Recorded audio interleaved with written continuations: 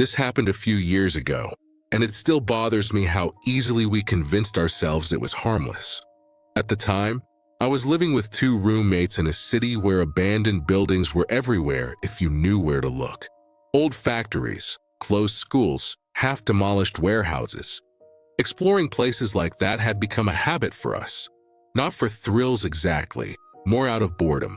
We never broke locks, never vandalized anything. We just walked around, took photos, and left. At least, that's how we justified it. One night, one of my roommates told us about a place on the edge of the industrial district. An old municipal building that had been shut down years ago. He'd heard it was still unlocked. No alarms. No security. He said, "It's probably nothing." That should have been the end of the conversation. We went anyway. It was late, close to midnight. The area around the building was completely dead. No traffic. No lights except for a single street lamp flickering at the corner. The building itself looked like every other abandoned place we'd seen.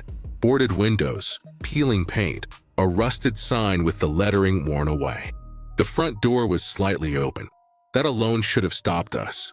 Instead, we joked about how easy it was and stepped inside. The air was stale, heavy with dust, and something else I couldn't place. The lobby was large and mostly empty. Old desks pushed against the walls. Papers scattered across the floor like someone had dropped them and never come back. Our footsteps echoed loudly, even though we were barely moving. We turned on our phone flashlights and started walking deeper into the building. At first, everything felt familiar. Offices, hallways, stairwells, the same layout repeated over and over. But the longer we walked, the more wrong it felt. Not scary, just disorienting. The building was bigger on the inside than it looked from the outside. We joked about it, but none of us laughed very hard. At some point, we realized there were lights on. Not emergency lights, actual overhead lights. Dim, yellow, and humming softly. We didn't question it. We told ourselves the city probably hadn't shut off the power yet. We reached a long hallway with doors lining both sides. Every door was closed. Each one had a small plaque with a number on it. Not room names, just numbers. I tried one. Locked. So did my roommate. Locked. We kept walking. That's when we heard the sound. A door closing somewhere behind us. Not slamming, just closing. We all stopped. I asked if one of them had done it. They both said no. We stood there listening, phones held out in front of us, beams of light shaking slightly. The hallway was empty. Every door still closed. We told ourselves it was probably a draft. There was no wind. We kept going anyway. Eventually, the hallway ended at a stairwell. We went down a floor, expecting to reach a basement. Instead, we ended up on what looked like another office floor. Same layout, same hallway, same numbered doors. One of my roommates pointed out that we should have been underground by now. That's when I noticed something else. The numbers on the doors were lower. We'd gone down, but the numbering suggested we'd gone up. I didn't say anything. We kept walking. The overhead lights started turning off behind us. Not all at once, one by one. Each time we passed under a light, it would hum, flicker, and then go dark. The hallway behind us slowly disappeared into shadow. That's when we finally agreed to leave. We turned around. The hallway behind us was not the same hallway we'd come from. The doors were closer together now. The walls felt narrower. And at the far end, where the stairwell should have been, there was just another door. No exit sign. No stairs. Just a door. We walked back the other way. Same thing. More doors. No stairwell. We tried opening them. Every single one was locked. Then we heard voices. Not shouting. Not whispering. Talking.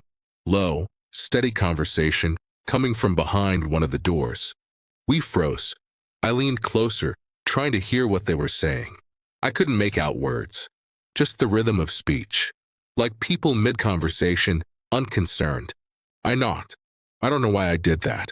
The voices stopped instantly. The silence that followed felt heavier than anything else in that building. Then, from the other side of the door, someone knocked back. Once. Slow. My roommate grabbed my arm and shook his head. That's when the lights went out completely. Not flickering, not gradually. Gone. Total darkness. The only light left was from our phones. And that's when we realized something else. There were footsteps, more than 3, moving in the dark. Not running, not rushing, just walking. Around us, somewhere in the hallway. We didn't speak. We didn't call out.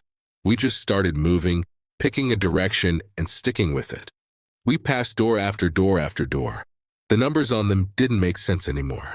They weren't sequential. Some repeated. Some were scratched out. Some had names carved into the metal. None of the names were familiar. Then, ahead of us, we saw an exit sign.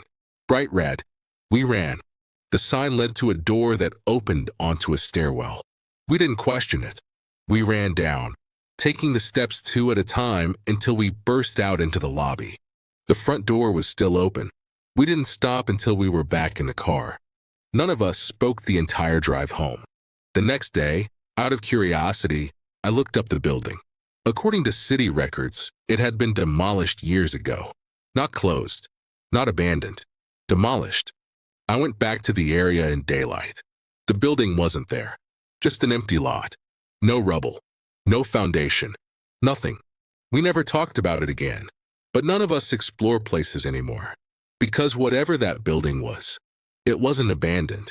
It was occupied, and we were never supposed to be there.